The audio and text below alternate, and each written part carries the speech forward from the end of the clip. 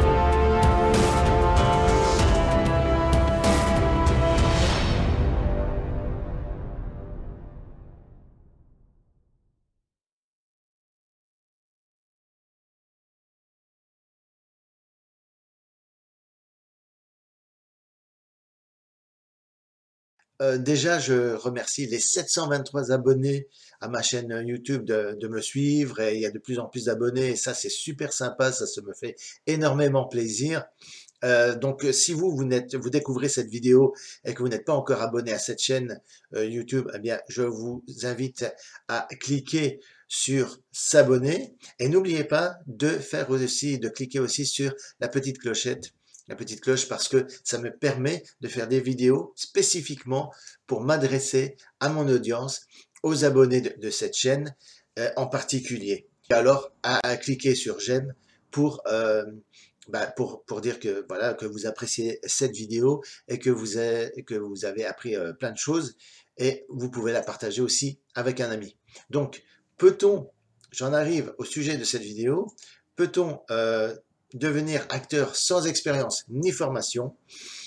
Eh bien, ce qu'il y a, c'est que pour devenir acteur et avoir des chances d'avoir des propositions de tournage, d'avoir des rôles dans des films et, euh, et d'avoir de plus en plus d'expérience, il y a la bonne méthode et la mauvaise méthode. C'est-à-dire que il faut, c'est ce que j'ai observé autour de moi. Je connais très peu de gens qui décident de devenir acteurs sans expérience, sans avoir un peu même expérimenté la chose au moins quelques fois. Euh, D'avoir des super grands rôles dans des films formidables avec des acteurs connus, dans des productions sérieuses, des productions professionnelles. Je n'ai jamais vu ça. Du jour au lendemain, non.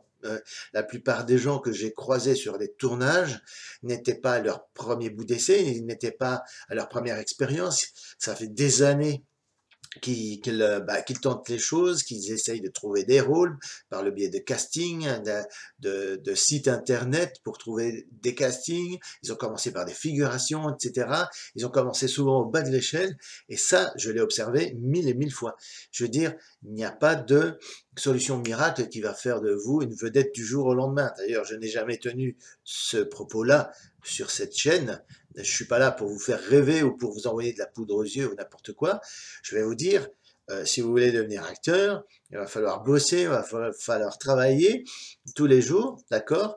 Et c'est pas une promenade de santé, d'accord? On peut dans la bonne méthode à suivre et la meilleure manière d'envisager cette idée de devenir acteur, c'est que vous allez semer des cailloux au fur et à mesure dans votre parcours et que vous allez semer même, plutôt que de parler de cailloux, disons plutôt des graines qui vont commencer à fleurir, à germer beaucoup plus tard, et ce ne sera pas tout de suite, tout de suite. Quand vous cultivez, faisons une métaphore avec la culture, quand vous plantez des graines et que vous voulez un potager chez vous, vous n'allez pas l'avoir dès le lendemain. Il faut le nourrir, arroser, il faut arranger ça, il faut laisser faire le rythme de la nature. D'accord? C'est pas du jour au lendemain. Et on peut comparer ça aussi à un sportif de haut niveau.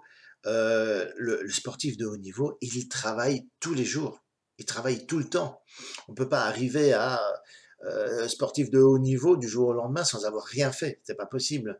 Je veux dire, il faut progresser, progresser, s'entraîner, arriver à un niveau voilà, amateur, puis semi-professionnel, et puis après professionnel, et puis après devenir carrément un, euh, euh, le top du top, carrément. C'est pas être juste un bon sportif, mais être un sportif, ben, mais qui casse la baraque. Mais comme un sportif travaille sur les entraînements, sur l'échauffement, voilà, sur le fait de développer ses muscles, eh bien, l'acteur, lui, il va travailler ben, sur ses émotions. Il y a une chose que vous devez retenir par rapport à l'acteur, c'est de enfin, de garder cette aptitude à démontrer ce que vous ressentez, à montrer, n'essayez pas de le cacher ou de porter un masque comme la plupart des gens dans la société. Vous savez, dans la société, on fait souvent semblant, on fait croire qu'on est heureux alors qu'on ne l'est pas, qu'on est souriant, qu'on est content d'être là alors qu'on ne l'est pas forcément, parce qu'on fait un boulot qui est en décalage avec vos aspirations. Donc, on essaie de donner bonne figure, bon visage dans la société moderne. Mais ça, c'est vraiment tout l'opposé de l'acteur. L'acteur, il doit être fidèle à ce qu'il ressent. Il ne faut pas chercher à cacher. S'il a envie de pleurer, ben, il pleure. S'il a envie de se mettre en colère, ben, il se met en colère. Restez fidèle à vous-même, ça c'est déjà une première base, un premier truc important. C'est que, vous savez, il y a des gens qui disent parfois, oh, ben, moi quand je suis contrarié, j'arrive pas à le cacher, et on voit tout de suite sur mon visage que je suis contrarié, ou que je suis en colère, ou que je suis pas de bonne humeur, je suis pas dans mon assiette, etc. Si c'est votre cas, bah, c'est plutôt une bonne nouvelle. C'est déjà très très bien selon moi. Parce que il faut pas essayer de cacher ça. Parce que après, ce qu'on va vous demander en tant qu'acteur, dans un rôle, que ce soit au théâtre ou n'importe où, ou le tournage d'un film, c'est d'être fidèle à ce que vous ressentez et d'arriver à le transmettre.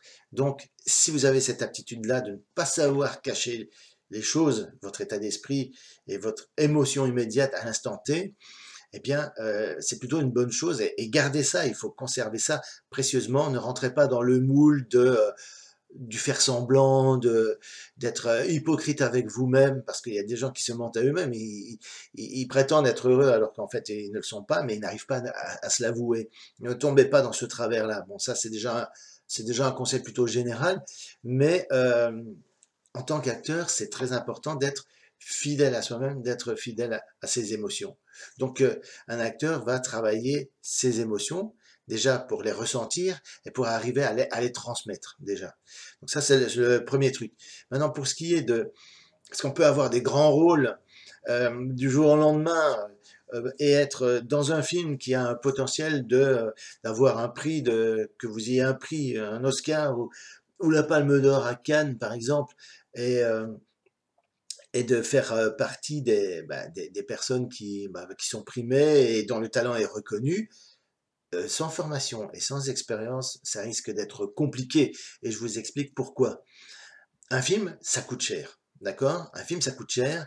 Et les producteurs et les collaborateurs financiers qui sont autour d'un film, donc les producteurs, parfois, ils peuvent mettre une quote-part, enfin une partie du budget en fonds propres, mais aucun producteur sérieux ne met 100% du budget en fonds propres parce que bon, c'est risqué, c'est compliqué et un producteur a besoin d'un maximum de sécurité. Donc il va faire appel à des partenaires financiers, à des investisseurs pour investir dans le film. Et tous ces investisseurs-là ne donnent pas de l'argent juste pour faire plaisir ou pour juste le plaisir de faire un film et qui va rien leur apporter. Ils espèrent tous au minimum un retour sur investissement. Et on peut les comprendre quand même. Vous voyez, parce que un film ça coûte cher, on parle de plusieurs millions pour un long métrage, hein, plusieurs millions d'euros. Eh bien, on donne pas cet argent-là en disant, bah voilà, c'est pas grave si le film n'est pas rentable, c'est pas grave, voilà, ça m'a fait plaisir, vas-y, garde l'argent, c'est bon. Non, pas du tout. Tous ces investisseurs-là ont envie de récupérer l'équivalent de ce qu'ils ont mis, et voire même, et ça c'est quand même le but aussi, c'est de gagner de l'argent derrière lors de l'exploitation du film, d'accord? Donc, les producteurs vont s'entourer de gens en qui ils ont confiance. Ça va du technicien, le réalisateur, l'assistant réal, le machinot, enfin tout le monde. Et il faut avoir confiance en ces personnes-là. S'il manque quelqu'un à l'appel, bah ça plombe toute l'équipe, ça plombe tout le monde. Et au niveau de l'acteur, c'est un acteur, bah, c'est important parce que on va commencer pendant les premiers jours de tournage à tourner le rôle, à tourner des plans qui coûtent cher avec un acteur X ou Y, avec vous, par exemple, et ce sera compliqué une fois que ça sera fait, s'il y a un problème, s'il y a un souci, que vous êtes en retard, ou vous avez commencé à vous saouler la gueule du matin au soir, et que vous accrochez sur les mots, qu'on comprend même plus ce que vous dites, même l'ingénieur du son, en essayant de bidouiller un truc technique au niveau du son, ben, on n'arrive même pas à comprendre ce que vous dites, parce que l'articulation n'est plus là, euh, et que vous n'êtes pas sérieux, vous venez en retard, voire même pas du tout. Hein. J'ai déjà croisé même des techniciens sur un tournage que j'ai déjà réalisé sur un court métrage que j'ai fait. Eh bien, les 2 jours suivants, il n'est pas du tout venu. Eh ben, ce mec-là, bon, je sais qu'on ne peut pas faire confiance et que la prochaine fois, je m'adresserai à quelqu'un d'autre. Vous voyez, si vous voulez faire partie vraiment en tant qu'acteur d'un tournage et d'être rappelé régulièrement, c'est pas des choses à faire. Il faut une attitude sérieuse, professionnelle, donc ponctuelle sur le tournage, être sympa avec tout le monde. On vous rappellera si vous êtes sympa et que vous n'êtes pas dans votre coin comme ça. Maintenant, je sais qu'il y a des acteurs qui ont besoin de concentration pour jouer leur rôle, ça c'est sûr, tout le monde est différent, mais communiquez avec le reste de l'équipe et dites-vous bien que il faut leur faire comprendre que cet isolement que vous avez, que vous faites, c'est parce que votre rôle est très sérieux, très dramatique, etc. Vous pouvez pas vous permettre de commencer à blaguer avec tout le monde parce que ça risque de vous déconcentrer. Si ça fait partie de votre façon de travailler, façon de procéder, ben, dites-leur à l'équipe, hein, dites-leur voilà, communiquer avec eux, tout simplement. Dites-leur, ben voilà, vous en faites pas, je vais me mettre dans mon coin, mais c'est pour me concentrer et tout. C'est pas du tout parce que j'essaye de vous éviter. Voilà, déjà, c'est le premier truc. Euh, mais de manière générale, si vous êtes sympa et cool avec tout le monde, on aura plutôt envie de vous rappeler, et ça c'est une bonne chose.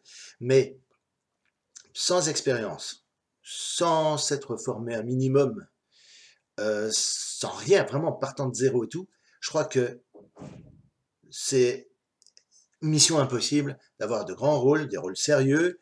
Et quand je parle de rôle, parce que moi, on me téléphone parfois en me disant, ouais, j'ai trouvé un rôle et tout ça, je suis parti en France tourner pour une série télé, etc. Et quand je regarde le film, c'est à peine si on voit la personne. Donc moi, je parle de vrais rôles, de rôles qui rentrent dans l'histoire et, et qu'il y ait une trace de vous dans le montage final. Parce que si c'est pas le cas, si c'est juste pour ouvrir et fermer une porte, bon, selon moi, c'est pas un rôle, c'est même pas un petit rôle, parce que vous dites rien, vous êtes juste là à ouvrir et fermer une porte pendant que le rôle principal passe. Ben, c'est pas un rôle, c'est de la figuration pour moi, ça. Donc, on parle vraiment de rôles. Donc, des rôles sérieux où il y aura une trace de vous sur le, en fin de montage, qui sera diffusé par la suite, eh bien, c'est compliqué, voire même impossible. Impossible. Parce qu'un producteur, encore une fois, il doit avoir confiance en l'équipe, de tout le monde, et confiance par rapport à l'acteur. L'acteur, il doit pas être malade, il n'a pas le droit de commencer à prendre du poids pendant le tournage, donc il doit avoir une rigueur alimentaire bien précise pour ne pas commencer à physiquement changer. C'est à chaque plan qu'ils font. Mais parfois, il y a des plans qui sont faits en plusieurs jours d'écart, etc. Si on commence à avoir des différences physiques, là, ça va pas le faire. Il y aura des problèmes, ce qu'on appelle des problèmes de raccord, et ça risque de poser problème. Donc pendant le temps du tournage, c'est une alimentation équilibrée. Certains même font un petit peu d'exercice physique pour garder le rythme effréné du tournage. Et quand c'est pour un long métrage, on parle de plusieurs semaines de tournage et ça peut être assez compliqué. Il faut avoir vraiment une discipline pour tenir le coup tout le long. Donc, ne pas boire et saouler la gueule avec de l'alcool. Les produits illicites, ben, n'en parlons même pas. Il vaut mieux ne pas y avoir recours. D'accord. Certains ont même un régime alimentaire qui est suivi pendant tout le temps du tournage par le responsable du catering. Catering qui est justement une société annexe qui est mandatée pour faire à manger pour l'équipe du tournage pendant tout le temps du tournage. Et comme il y a des gens qui sont ou comment dirais-je végétariens ou autres, eh bien il y a parfois ils s'adaptent parfois au régime alimentaire de chaque personne pour des soucis de bah, justement de santé, de garder la forme tout le long du tournage.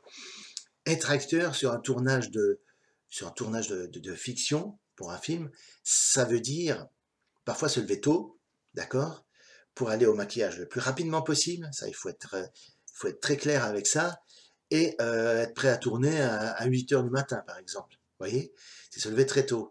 Ne croyez pas que vous allez venir comme ça, que vous allez signer des autographes à tout le monde et tout. Ça, c'est les médias qui véhiculent cette idée-là et les gens qui deviennent stars, vedettes, qui signent des autographes, ils ont galéré des années avant. Hein. Donc c'est pas du jour au lendemain que vous allez faire ça.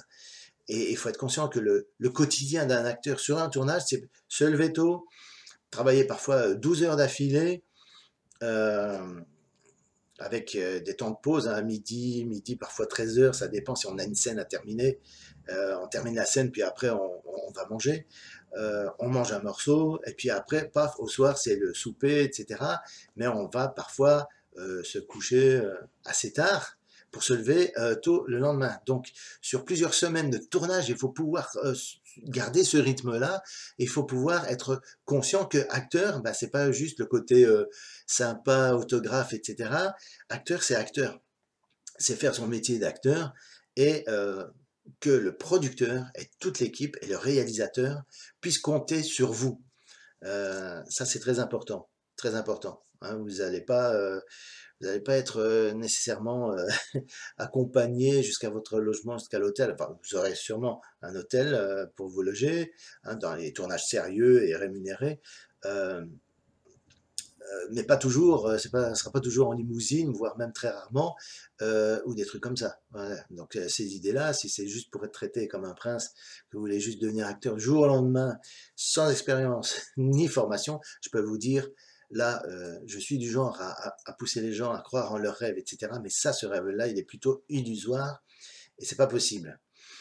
Donc, en résumé, le producteur doit avoir confiance en vous. Il y a peut-être une exception à laquelle on est, en tant que professionnel du cinéma, producteur, même réalisateur, un peu plus coulant par rapport au fait d'avoir de l'expérience ou pas. C'est si il y a dans l'histoire des enfants ou des jeunes ados, des jeunes comédiens ados qui vont tourner un rôle dans un film. D'accord? On est sûrement plus cool avec eux parce qu'on sait très bien que bon, un enfant, on peut pas demander des années d'expérience puisqu'il est tout jeune et il commence dans la vie. Et même chose pour les ados. Ils n'ont peut-être pas eu le temps de se former, ni d'avoir des expériences de tournage. Donc voilà, ça on le sait et on est plus cool avec eux. Mais le truc sur lequel on ne déroge pas, c'est l'attitude professionnelle. C'est arriver à l'heure sur le tournage, c'est connaître son texte et pouvoir donner le meilleur de soi-même tout de suite dès qu'on le demande. Donc à la limite, pour un enfant et un jeune ado, qu'il se soit formé avant, qu'il ait beaucoup d'expérience ou pas, c'est pas trop grave. Mais l'attitude professionnelle sur laquelle on ne déroge pas, c'est qu'il doit être sympa avec l'équipe. Tout ce que je vous ai énuméré là, il y a quelques secondes. Donc, être sympa avec l'équipe, connaître son texte, être à l'heure et surtout être capable de s'adapter aux horaires de tournage qui peuvent être très tard et se lever très tôt. Voilà, si vous avez ça, alors à la limite, eh ben, c'est déjà pas mal, c'est déjà bien. Mais en tant qu'adulte, euh, si vous n'êtes pas un enfant, vous n'êtes pas un ado, vous n'êtes pas tout jeune, eh bien, il faudra inspirer confiance aux professionnels du cinéma et des producteurs, des réalisateurs. Et pour ça, j'aurai 4 conseils à vous proposer de suivre dans cette vidéo que vous pourrez appliquer tout de suite après avoir vu cette vidéo. Donc, premier conseil, c'est se former. Se former. Se former à quoi? Bah, aux attitudes professionnelles, par exemple. Se former à comment améliorer ses résultats au niveau des castings, ses prestations au niveau du casting. Se former peut-être aussi à savoir comment créer son book et comment trouver le bon photographe qui soit spécialisé en photographie de comédien pour faire votre e-book, enfin votre book, pardon, votre book qui vous met en scène, qui vous permet de restituer votre personnalité et de pouvoir envoyer donc ce book à des directeurs de casting.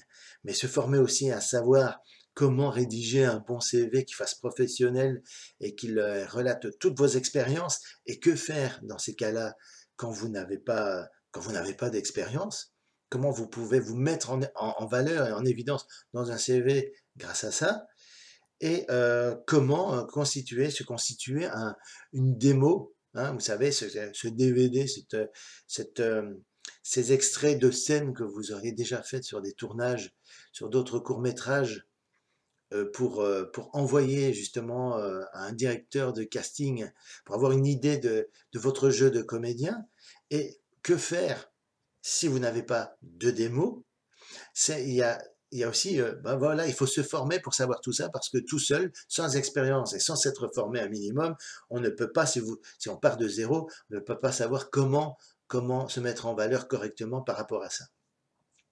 Et si vous n'avez aucune expérience, ni rien à faire valoir, ni sous forme de démo, ni rien, il y a un autre conseil que vous pouvez suivre, c'est ben, faites votre expérience.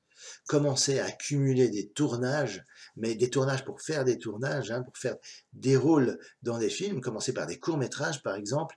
Et il y a suffisamment d'annonces que vous pouvez trouver sur synergie.be, sur différents sites de casting, il y a des pages où ce sont des groupes même de gens qui sont passionnés par les castings, ou sur Facebook, vous avez même les annonces des castings qui sont recherchés auxquels vous pouvez vous proposer. C'est pas toujours rémunéré, mais c'est pas grave parce que le but c'est de vous faire de l'expérience à faire valoir dans un CV et pouvoir en faire une démo après par la suite. Alors, moi ce que je vous conseille, c'est commencer à accumuler des expériences de tournage avec des rôles que vous allez prester gratuitement, mais dites que c'est offert, que ce n'est pas gratuit comme ça, vous n'avez pas l'habitude de faire gratuit, mais que c'est offert pour aider justement le réalisateur qui n'a pas nécessairement les moyens de vous payer parce qu'il est en autoproduction et que lui-même il n'a pas de producteur. Ça lui permettra d'avancer dans son projet, mais qu'en contrepartie, vous souhaitez simplement avoir une copie des scènes qu'il aura tournées dans le film. Et ça, c'est un truc que vous pourrez montrer sous forme de démo à un directeur de casting. Voilà, ça c'est le conseil que je vous donne. Ou alors, il y a encore une autre façon de faire, c'est de trouver un copain comédien qui a plus d'expérience que vous et de s'inspirer de son parcours. Vous lui proposez de boire un petit café chez vous, ou alors quelque part dans un lieu public, prenez un verre tous les deux, tranquille, et, euh, et vous échangez des informations, vous lui posez les questions que vous avez envie de lui poser, et lui, il pourra vous faire un retour, tiens, ben, j'ai essayé ça n'a pas marché, par contre, j'ai fait ça marche très bien. Ça, c'est le genre de truc que j'utilise aussi. Je croise parfois des comédiennes que j'ai plus revues depuis un certain temps sur des tournages, et autour d'un verre, on discute de son parcours, et je m'inspire de son parcours, et parfois me refile des tuyaux en disant, tu sais, il y a tel service qui existe, etc. Et c'est une mine d'informations formidable pour progresser. Donc, je vous encourage à trouver un copain comédien qui a essayé des choses que vous n'avez pas encore essayées, mais qui pourrait vous inspirer pour aller de l'avant et concrétiser vos projets de devenir acteur et d'avoir des expériences. Ou alors, il y a encore autre chose, c'est s'entraîner régulièrement avec un coach, tout simplement, dans un programme de coaching. Par exemple, être accompagné dans chaque étape de l'apprentissage du rôle. Pour un casting, par exemple, c'est l'apprentissage du texte, faire connaissance avec le personnage, voir les enjeux de la scène du personnage. Voilà, tout ça, ça se travaille. Et surtout, l'avantage d'être accompagné, c'est que dans les moments de doute ou de découragement, vous avez quelqu'un avec vous qui est bienveillant et qui aura toujours la petite phrase qui vous rebooste, qui vous redonne du courage pour aller de l'avant et pour continuer votre entraînement. Selon moi, un programme de coach avec juste un professeur qui est là, qui est près de vous, qui est dans le concret avec vous, parce qu'il faut avoir une scène à travailler à ce moment-là. Donc ça, c'est en partant du concret, c'est pas un cours théorique, c'est en partant de quelque chose que vous devez faire, et c'est mieux d'être accompagné pour ça. Parce que ça permet de ne pas risquer d'être démotivé en cours de route. Donc ça, c'est génial, ça. Ça, moi-même, c'est une formule que j'aime bien suivre. Un coach qui est avec moi, et vas-y, on travaille, et on avance, et on se donne la pêche, et on est motivé. Voilà, donc j'espère que voilà, cette vidéo vous a plu. Hein, donc appuyez sur le pouce pour liker cette vidéo, partagez-la avec des amis, des contacts, des personnes qui auraient besoin de ces conseils-là. Donc vous voyez, être acteur, voilà, ça s'improvise pas, ça se prépare. Voilà, formez-vous, apprenez tout ce qu'il y a à apprendre et surtout faites des films, participez à des tournages, ça c'est très important. À partir du moment où on se met en action, on rencontre des gens formidables, vous pourrez agrandir votre réseau, avoir plus de connaissances, connaître de plus en plus de gens. Moi, depuis 2013-2015, où j'ai rencontré un jeune réalisateur avec qui je travaille souvent l'écriture de scénario, et lui, il réalise. De temps en temps, il me donne un rôle, de temps en temps dans ses films et tout. Et sur ces tournages-là, j'ai croisé des acteurs formidables qui ne sont pas nécessairement connus, mais peu importe, on s'en fout. Parce que les acteurs connus, ils vous calculeront pas de toute façon, donc ne vous jetez pas dans la gueule du loup. Les acteurs connus veulent tourner avec des gens connus. Voilà, c'est tout. Et, c'est pas grave parce que de toute façon, on croise des gens qui sont formidables, qui ont un potentiel, qui ont un talent, qui peuvent tout jouer et qui vont être avec vous en phase, et vous allez pouvoir vous côtoyer souvent et échanger des expériences de tournage en tournage. Moi, j'ai rencontré des gens qui étaient vraiment super et très inspirants et très motivants. Et si je suis encore là à vouloir encore me battre, c'est grâce à toutes ces personnes que je rencontre, parce que quand on rencontre des personnes en réel, eh bien, il y a une énergie qui passe, il y a quelque chose de positif qui passe. Et comme on est tous dans l'obsession de vouloir faire des films, de faire du cinéma, eh bien, on se sent compris par les autres, et ce qui est parfois compliqué dans son entourage immédiat, que ce soit la famille, que ce soit les amis, eh bien, on n'est pas toujours compris, mais par un collègue comédien, on est souvent compris, on est souvent en phase, et c'est ça qui est génial. Donc, je vous dis à très bientôt pour une prochaine vidéo. Mettez des commentaires sous cette vidéo et posez-moi vos questions, et je vous dis à très bientôt pour d'autres vidéos.